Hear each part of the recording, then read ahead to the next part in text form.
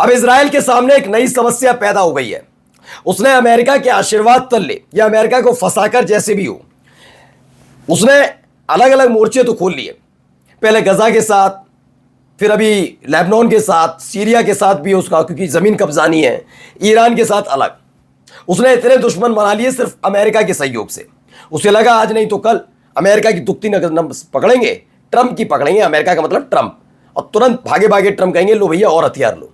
लेकिन अब हथियारों की सप्लाई बंद होने जा रही है। जी सही सुन रहे हैं आप, अब इजराइल को अमेरिका का एक भी हथियार नहीं मिलेगा। ट्रंप चाहे एड़ी से लेकर चोटी तक का जोर लगा ले, क्योंकि अमेरिका की संसद ने एक प्रस्ताव पास कर दिया। एक नहीं दो प्रस्ताव है, जिसमें मिलिट्री बुलडोजर से लेकर बम गोला बारूद अमेरिका का इजराइल नहीं पहुंचाया जाएगा। पहला बड़ा झटका। और अब 4 बड़े देशों ने एक साथ, 4 क्या 5 बड़े देशों ने मोर्चा खोला है। कौन कौन से ये देश हैं, किस मुद्दे को लेकर है, और क्या इजराइल ही इनका टारगेट है? नहीं, इन्होंने अमेरिका की भी ईंट से ईंट बजा दी। और ये वो देश हैं जो कल तक इजराइल को अमेरिका के कहने पर गोद में लिए फिरते थे। इजराइल की बदौलत ही अमेरिका को लात मार रहे हैं। नमस्कार, मैं हूं प्राज्वल गौतम और आप देख रहे हैं टाइम्स एक्सप्रेस। सबसे पहले जरा सुनिए क्या कह रहे हैं ये बयान बहुत जरूरी है। On this vote, the yeas are 40, the nays 59. The motion is not agreed to. ये अमेरिका का सीनेट है, संसद है। US senate votes against stopping arms sales to Israel 40-59। ये 40-59 क्या समझाता हूं। कुल मिलाकर दावा किया जा रहा है कि 99 सांसदों ने इसमें हिस्सा लिया, 99, जिसमें से 59 सांसदों ने मना किया कि इजराइल को पहली फुर्सत में अब हथियार देना बंद कीजिए। 59 सांसदों ने, 40 सांसद साथ खड़े नजर आए, उनमें से 59 ने कहा भैया नहीं, इजराइल को किसी भी कीमत पर नहीं दिया जाएगा। ये हुआ, ठीक है ना। अब आइए अगला देखिए। UN human rights council urge all member state to halt weapon transfer to Israel. यह है कि जो संयुक्त राष्ट्र की ह्यूमन राइट्स है, मानवाधिकार काउंसिल है, उसने जितने भी यूएन के सदस्य देश थे उनसे कहा कि भाई एक साथ आइए, सब एक साथ आइए, और अगर आपके देश की तरफ से इजराइल को हथियार उपलब्ध कराए जाते हैं, बम गोला बारूद उपलब्ध कराया जाता है, तो ये जिम्मेदारी उठाइए और सारे के सारे देश एक साथ आकर मना करिए, आप हथियार देना बंद करिए। जैसे ही आप हथियार देना बंद करेंगे इसकी हेकड़ी निकल जाएगी। क्योंकि जब मसला आता है कि हमास ने इजराइल पर अटैक किया और उसके एवज में इजराइल गजा पर अटैक कर रहा है, तो उसके बाद वो वहशी हो जाता है, दरिंदों की तरह वो बच्चों को भी नहीं बख्शता, छोटे छोटे अबोध बालक, महिलाओं को, बूढ़े बुजुर्गों को, गर्भवती महिला, किसी को नहीं बख्शता। ये क्लियर किया। ऐसे में यही काम लेबनान में करता है, यही सीरिया में करता है और यही ईरान में करने की कोशिश करता। क्या कराई 168 बच्चों की जान ली। ऐसे में जरूरी है कि उसको हथियार देना बंद करें। तब अमेरिका के अंदर एक प्रस्ताव आता है। अब यह प्रस्ताव क्या है जरा पहले मैं पढ़कर बताता हूं आपको। 40 out of 47 democratic senators voted tonight against supplying bulldozer to the Israeli military. दावा किया जा रहा है कि ये जो पूरा का पूरा एकजुट होकर इजराइल के साथ खड़े नजर आते थे, उसी संसद के अंदर इजराइल के प्रति नफरत भी देखने को मिली। नफरत कैसे? 47 डेमोक्रेटिक सीनेटर्स में से 40 ने वोट किया किसको लेकर? जो अमेरिका की तरफ से मिलिट्री बुलडोजर भेजे जा रहे हैं। मिलिट्री बुलडोजर याद होगा आपको, गजा में घूमते फिरते थे, कुछ हो ना हो वो दिन रात गजा में बड़ी बड़ी इमारतों को ध्वस्त करते नजर आते थे। जी हां, मैं उन्हीं की बात कर रहा हूं। ये सारे के सारे बुलडोजर अब नहीं आएंगे अमेरिका की तरफ से इजराइल। अब देखिए 47 डेमोक्रेटिक सीनेटर्स में से 36 ने क्या कहा? उन्होंने वोट किया किसके खिलाफ? कि इजराइल को बम देना बंद करें, यानी बम गोला बारूद मिसाइल ये सारी चीजें देना बंद करें इजराइल को। इसके खिलाफ ये बयान आया कि क्या देने चाहिए नहीं देने चाहिए। 36 सांसदों ने, 47 में से 36 सांसदों ने कहा नहीं, कतई इजराइल को बम नहीं देने चाहिए, हथियार देना बंद करें, वरना थूथू किसकी हो रही है? अमेरिका की, ठीक है ना।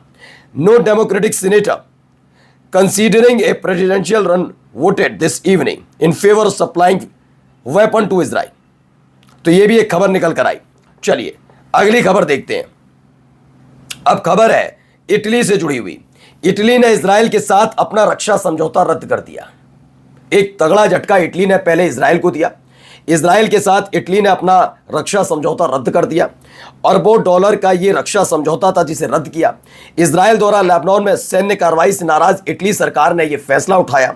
फैसला यह था कि लेबनान में, जिस तरह ईरान को लेकर नहीं कह रहा हूं, इटली ईरान से ज्यादा लेबनान को लेकर नाराज है कि लेबनान पर अटैक करने की जरूरत क्या थी। जब सीज फायर चल रहा था तब जरूरत क्या थी, और इस बीच भी जब आपने ईरान पर बमबारी की तो 4 तारीख को क्यों लेबनान पर अटैक किया था, और जब 2024 में आपका और लेबनान का सीज फायर हुआ तब भी आपने हमले जारी क्यों रखे। इसको लेकर अब इटली ने इजराइल के साथ अपना अरबों डॉलर का रक्षा समझौता रद्द कर दिया। यही नहीं, हरी घोटी तो ट्रंप को भी सुनाइए, जरा सुनिए क्या कह रही हैं, क्या कहती नजर आ रही है, जरा सुनिए। Gli Stati Uniti e all'Occidente in generale. Crede che Trump potrebbe chiedere scusa? Penso che quello che ho detto è quello che penso, che le dichiarazioni in particolare sul pontefice fossero inaccettabili. Esprimo la mia solidarietà a Papa Leone. Le dico di più, francamente io non mi sentirei a mio agio in una società nella quale i leader religiosi fanno quello che dicono i leader politici. सही कह रही हैं। Diciamo non in questa parte del mondo, ecco, per cui दरअसल इन्होंने कहा, Donald Trump ने हाल ही में Italy जिस तरीके से लेबनान को लेकर नेतन्याहू के खिलाफ बयान दे रहे थे, हाल ही में जिस तरह से पोप लियो ने ट्रंप और नेतन्याहू के खिलाफ मोर्चा खोला था, उन्होंने कहा ये गलत हो रहा है, एक एक करके हर जगह बमबारी कर रहे हैं, लोगों की जान जा रही है। ट्रंप पोप के बारे में उल्टा सीधा बोल रहे थे, तब इटली की पीएम ने लताड़ लगाई थी ट्रंप को। तो ट्रंप क्या है ना, क्या कह रहे थे, अगर ईरान को परमाणु हथियार मिल गया तो वो 2 मिनट में इटली को उड़ा देगा, तो परमाणु हथियार मिल गया तो उड़ा तो अमेरिका को भी देगा, है ना। लेकिन उन्होंने ऐसा नहीं कहा। इटली की पीएम ने थोड़ा इतिहास पढ़ लिया करिए, ट्रंप नाम का आदमी, क्या दुनिया में 9 देशों के पास परमाणु हथियार है, लेकिन उसका इस्तेमाल सिर्फ एक देश ने किया और वो खुद अमेरिका है, जापान का हिरोशिमा नागासाकी, उसकी याद दिलाई। इसलिए उन्होंने कहा कम बोला करो, इतना ज्यादा ज्ञान मत दिया करो। अब देखिए ब्रिटेन ने भी मोर्चा खोला है। On the Iran war has been clear from the start. We're not going to get dragged into this war. It is not our war, and a lot of pressure has been applied to me to take a different course, and that pressure included what happened last night. I'm not going to change my mind. I'm not going to yield. It is not in our national interest to join this war, and we will not do so. I know. तो ये Britain के PM है कीर Starmer.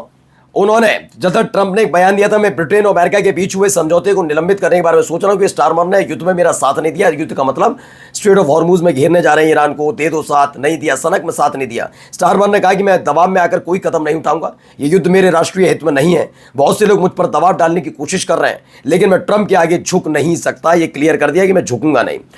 वहीं ये देखिए, अब तुर्की ने भी बहुत सम्मान दिया किसको, ये देखिए जरा सुनिए बयान क्या कह रहे हैं, किसके बारे में कह रहे हैं बताऊंगा।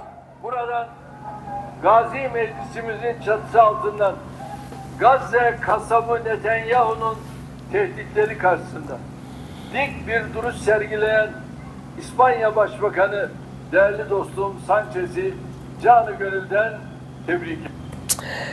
तो नेतन्याहू ने कहा था ये स्पेन का नेतृत्व मुझे बदनाम कर रहा, मैं उन्हें इजराइल का दुश्मन मानता हूं। इस पर तुर्की के राष्ट्रपति रजब तय्यप एर्दोगन ने पेड्रो सांचेज जो स्पेन के पीएम है उनकी बहुत तारीफ की कि वाकई आपने नेतन्याहू के एक एक चरित्र को उजागर किया। बहुत धन्यवाद, नमस्कार।